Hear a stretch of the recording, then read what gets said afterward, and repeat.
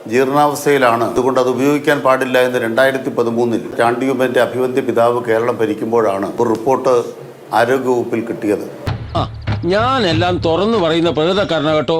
മിനിസ്റ്റർക്ക് എന്റെ ഈ സ്വഭാവം വളരെ ഇഷ്ടമാ. 3 കൊല്ലം പിന്നീട് അധികാരത്തിൽ ഇരുന്നിട്ടും ഉമ്മൻചാണ്ടി സർക്കാർ അതിൽ അടങ്ങിയില്ല എന്നുള്ളതാണ് യാഥാർത്ഥ്യം. ശശിയെ എന്നാണ് ഈ പറയുന്നത്? പക്ഷേ 2023 ജൂലൈ 18 അദ്ദേഹം മരിച്ചുപോയി. ഇനി അദ്ദേഹത്തിന് രാജിവെക്കാൻ കഴിയില്ല. അങ്ങനെ എന്നെ ഒഴിവാക്കാൻ ശ്രമിക്കരുത്, ഞാൻ കൊണ്ടിട്ടേ പോകും. കഴിഞ്ഞ 9 വർഷമായിട്ട് ഈ സംസ്ഥാനത്ത് ഒരു സർക്കാർ അധികാരത്തിലുണ്ട്. എന്നോട് സംസാരിക്കില്ലേ വേഗം? 3 വർഷം വെറുതെ ഇരുന്നതിനെ കുറ്റം പറയുമ്പോൾ 9 വർഷമായി അധികാരത്തിലെടുത്ത ഒരു സർക്കാർ ഇനി ഉമ്മൻചാണ്ടി കുറ്റം പറയുന്നത് പര്യാപ്തമാണോ? അതെ, ഞങ്ങൾ ചോറ് തന്നെ കൊണ്ടുവന്നേ. അപകടകരമായ അവസ്ഥയിലാണെന്ന് എല്ലാവർക്കും അറിയാവുന്നതാണ്. ആ കെട്ടിടം പൊളിച്ചു മാറ്റേണ്ടതിന്റെ ഉത്തരവാദിത്തം കഴിഞ്ഞ 9 വർഷമായിട്ടെങ്കിലും സംസ്ഥാന സർക്കാരിലാണ്.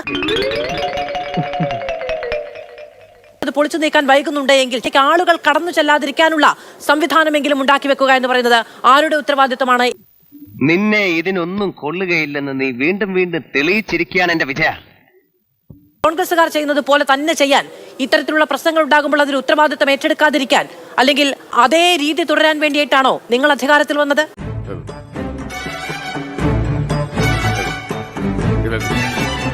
ഈ നിലയ്ക്കാണെങ്കിൽ ഈ മൂന്നാമത്തെ തവണയും നിങ്ങളെ അധികാരത്തിൽ ഒരു ജനത ഏറ്റുകയാണെങ്കിൽ അത് കഴിഞ്ഞാലും പറയുമോ 15 വർഷം മുമ്പ് ഉമ്മൻചാണ്ടിയല്ലേ ഭരിച്ചതെന്ന്? അത് ഉത്തരം പറ.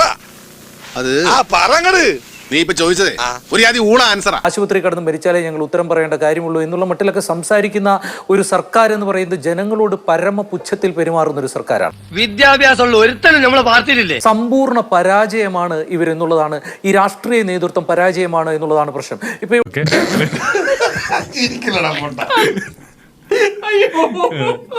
ഇവിടെ CPM പ്രതിനിധി ചർച്ചയിൽ ചോദിക്കുന്ന ചോദ്യത്തിനൊഴികെ ബാക്കി ഒരുപാട് കാര്യങ്ങൾ അദ്ദേഹം വളച്ചു കെട്ടിയൊക്കെ പറയുന്നുണ്ട്. എന്തരാണെന്ന് അറിഞ്ഞൂടാ, മുഖത്ത് നിറച്ച് വിനയം വാരിത്തേച്ച് വച്ചാലും ഇടയ്ക്കിടയ്ക്ക് ഉള്ളിക്കിടക്കണ ഫ്രാഡുകൾ പുറത്തോട്ട് തള്ളി തള്ളിക്കാറ് വരും. ഉത്തരവാദി ആരാണ് എന്നുള്ളത് ഉമ്മൻചാണ്ടിയോട് ചോദിക്കൂ എന്നാണോ പറയേണ്ടത്?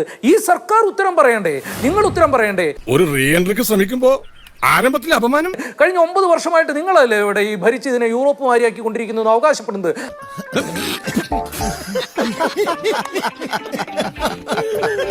സ്ത്രീ അതിനുള്ളിൽ കിടന്ന് പിടച്ചിലുകൾ നടത്തുമ്പോൾ ആരോഗ്യമന്ത്രി ഇവിടെ നിന്നിട്ട് കേരളത്തിന്റെ കിഫ്ബി വികസനത്തിന്റെ കഥാപ്രസംഗം നടത്തുകയായിരുന്നു. സത്യമാണെങ്കിലും എനിക്ക് അംഗീകരിച്ചു കൊടുക്കാൻ പറ്റുമോ?